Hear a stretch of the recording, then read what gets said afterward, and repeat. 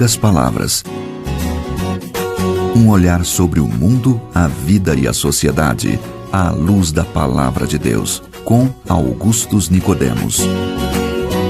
Estamos começando mais uma edição do nosso programa Em Poucas Palavras, pela graça do bom Deus.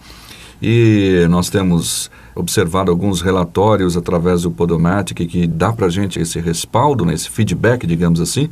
Esse programa tem alcançado mais de 1.800.000 pessoas no mundo inteiro. Graças a Deus. É? Muito mais do que um dia a gente jamais imaginou. Pois é.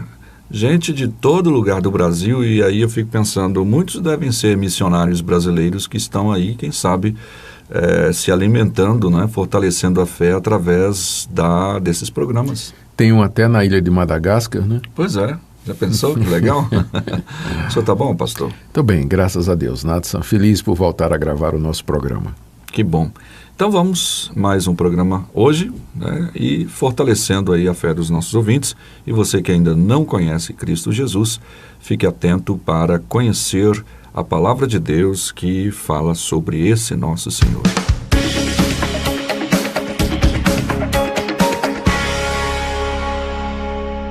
Hoje a gente vai falar um pouquinho sobre oração.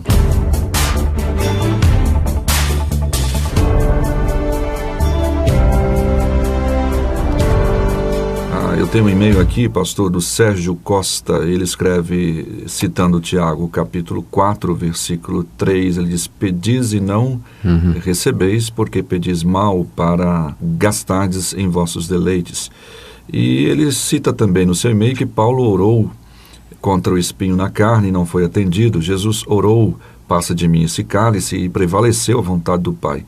E aí ele pergunta: se Deus é soberano e seus planos não podem ser frustrados, por que nós devemos orar? É uma pergunta até sincera, né?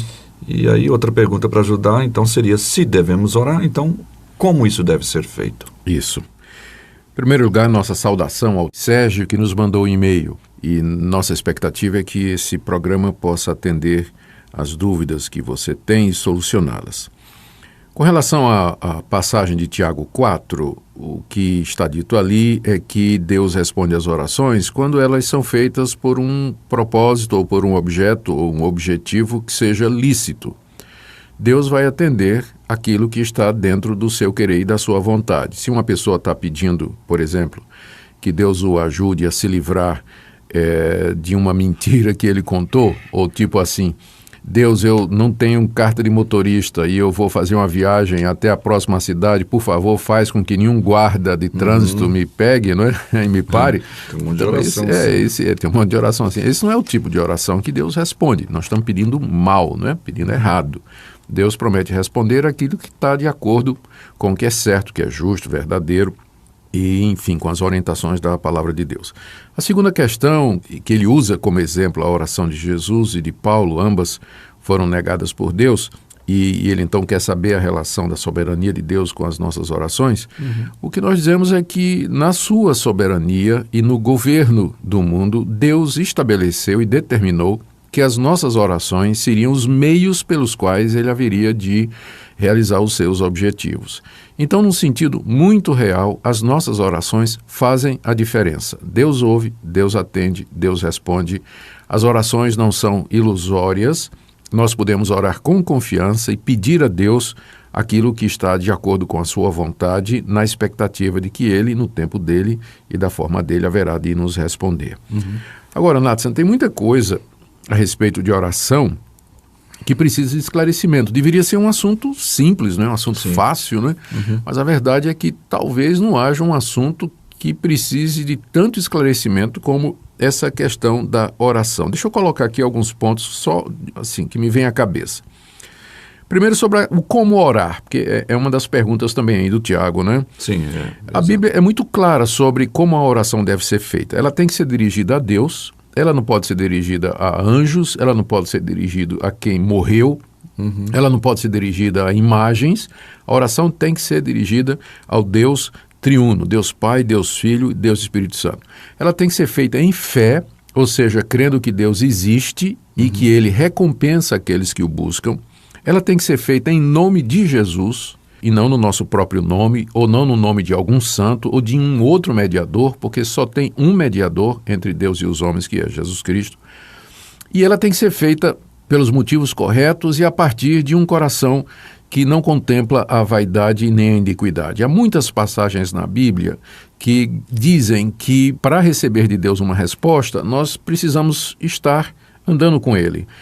Por exemplo, o Senhor Jesus disse que se nós não perdoarmos aos homens os seus pecados contra nós, também o nosso Pai não nos perdoará as nossas ofensas quando a gente pedir perdão. Também no livro dos Salmos diz: se eu no meu coração contemplara a iniquidade, o Senhor não me ouviria. E muitas outras passagens onde há essa relação entre a santidade de vida e as respostas de oração, não é? Então, a gente, na hora de orar, deve lembrar de todos esses fatores. Mas há questões, Natsan, relacionadas com a oração, que também precisam de esclarecimento, como, por exemplo, o tempo de orar. Quanto tempo eu tenho que orar por dia? 1 hora? 2 horas? 4 horas? Tem muita gente que fica preocupada com isso. É até meio legalista nesse sentido. Nesse sentido. Acaba a Bíblia, uma ordem, né? A Bíblia não estipula, Natsan, um tempo de oração. Na verdade, o que a Bíblia diz é que nós temos que orar sem cessar. Passar o dia todo em espírito de oração. Enquanto eu estou no trânsito, enquanto eu estou lavando prato, enquanto eu estou no meu escritório, enquanto eu estou estudando, enquanto eu estou me divertindo, o meu coração deve estar sempre elevado e conectado com Deus, em comunhão permanente com Deus. Se nós tivermos, e é bom que tenhamos, possibilidade, devemos reservar um tempo separado só para isso. E isso vai variar muito de acordo com a pessoa. E se eu passei o dia todo em espírito de oração, eu não tenho como gastar 1 hora orando, porque eu já falei com Deus o dia todo. Mas tem algumas pessoas que vão acabar achando que não precisa separar esse tempo. Será que alguma pessoa vai acabar ficando meio que... Não. Eu estou pensando... Você já viu, desculpe, aquelas... Hoje em dia você recebe uma mensagem no WhatsApp pedindo oração, aí o pessoal só coloca aquelas mãozinhas postas aqui e parece que já... tipo assim... Já atendeu? Já orou. Não, isso não substitui a oração, certamente, não é? Mas o que eu quero dizer, Natsan, é que se a gente puder... Jesus nos deu o exemplo de como ele separava diariamente um tempo para a oração. O que eu estou dizendo é que não nos é dito quanto tempo era isso.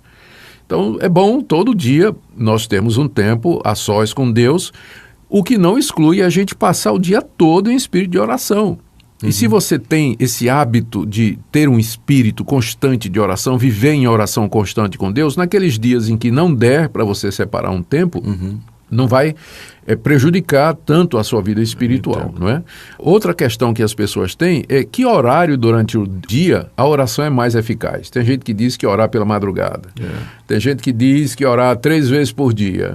Tem gente que vem com essas ideias aí, as mais absurdas, né, a respeito de oração. A verdade é que a Bíblia não estabelece nenhum horário em que a oração seria mais eficiente do que em outros. Orar de madrugada pode ter uma vantagem, tipo assim, você está sozinho, há silêncio, não é? O clima é mais agradável, então isso pode ajudar você na sua atitude mental, no seu foco, né? Mas não que isso vai fazer a oração ser mais agradável, orar pela madrugada. Não há nada na Bíblia que diga que Deus responde melhor às orações da madrugada do que aquelas feitas ao meio-dia, ou no meio da tarde, ou qualquer outro horário. Estou me lembrando aqui, pastor, que tem gente que perde o sono e diz assim, dá o remédio. Fala assim, se você perder o sono, você acorda para orar que o diabo faz você dormir. Como se fosse um sonífero. Pois é. Outra questão que o pessoal mistura muito, Natsan, o lugar de orar. Eu vou orar no monte, porque lá no monte Deus atende. Ou então eu vou orar em determinado local, no vale, porque no vale Deus atende. Eu vou orar lá na casa da irmã profetisa fulana de tal, porque lá Deus atende. Não há um lugar específico na Bíblia onde Deus prometa responder as orações mais do que ele responderia em qualquer outro lugar. Na verdade, o Senhor Jesus Cristo disse que vai chegar o tempo, ou chegaria, já chegou, não é, em que nós não adoraríamos a Deus num local específico, não é? Porque ele é espírito e importa que o adoremos em espírito e em verdade. Em qualquer lugar onde nós estejamos, nós podemos nos dirigir a Deus em oração. E também tem aquela confusão a respeito da postura. Orar de joelho, orar em pé, orar prostrado. Alguns acham que a postura na oração torna a oração mais eficaz, se for feita, por exemplo, vamos pegar o mais comum, de joelhos. Se a gente ora de joelhos, é uma postura geralmente de quebrantamento, de humilhação, de um servo que se ajoelha diante do seu Senhor. Coração então, já dobrado. O coração dobrado, então aquilo pode psicologicamente nos ajudar, mas não é o estar de joelhos que vai fazer com que a oração seja mais eficaz se eu a fizesse do que se eu a fizesse em pé, ou sentado ou deitado na minha cama. Onde eu estiver e da forma como estiver, eu posso me dirigir a Deus, e se eu fizer isso em nome de Jesus Cristo, com fé, pelos motivos certos e com o coração puro, santo diante de Deus, então a oração ela terá o mesmo efeito que teria se eu tivesse de joelhos orando de madrugada durante 2 horas ou alguma coisa dessa natureza, não é? Uma outra coisa que o pessoal também confunde muito nessa área de oração é a famosa oração de concordância, que está escrito lá em Mateus 18, né? Se 2 ou 3 concordarem naquilo que pedirem, será feito pelo meu Pai que está no céu. Só que no contexto, o Senhor Jesus estava se referindo a um processo disciplinar, em que a igreja se reunia para tratar de um irmão faltoso. Chamaria 2 ou 3 testemunhas para poder tratar daquele assunto.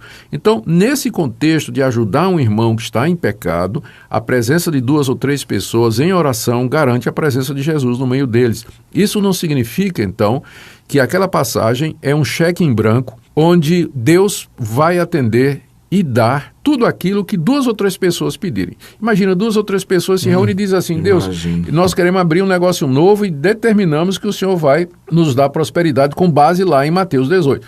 Não é isso que aquela passagem está falando. Ela é tirada muito de contexto, né, e usada para isso aí.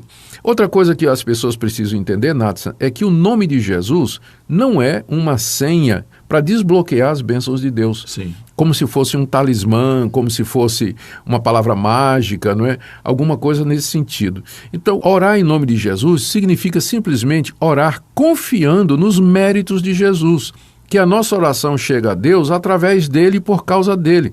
E que Deus nos atende não é porque nós merecemos, mas por causa de Cristo, do que ele fez na cruz, que nos reconciliou com Deus pela intercessão de Jesus Cristo em nosso favor. Então não há nada mágico aí, místico, usar o nome de Jesus como se fosse um abracadabra, né, ou abre-te sésamo, ou alguma coisa do tipo. Não é nada disso. Muitas pessoas têm esse tipo de confusão.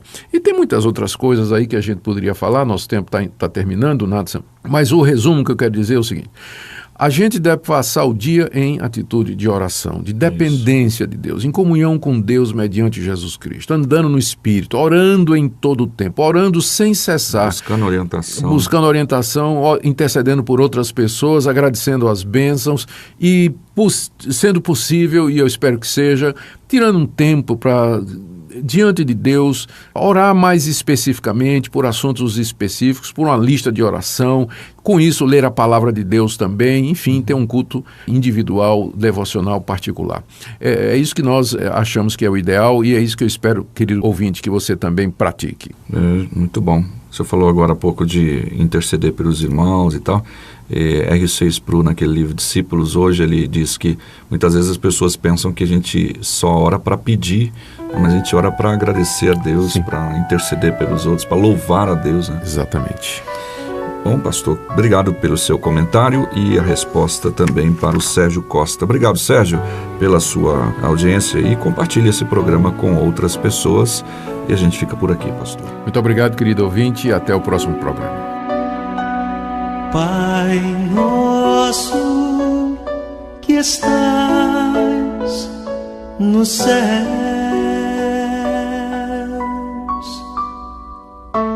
santificado seja o teu nome,